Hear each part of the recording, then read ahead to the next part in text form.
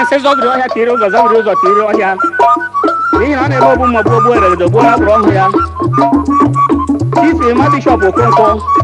eze Odenigbo eze nna nyere ube ọchị na nwata Chairman Chief Executive Ekuru Group of Companies Nigeria Limited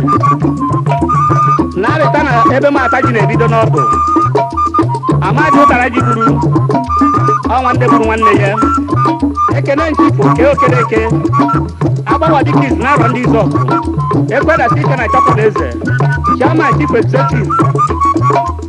Carry Bricks Lagos Nigeria Chief Luke Abbas ebube dike n'obodo ukwu Chairman Managing Director Labasi Holding Nigeria Limited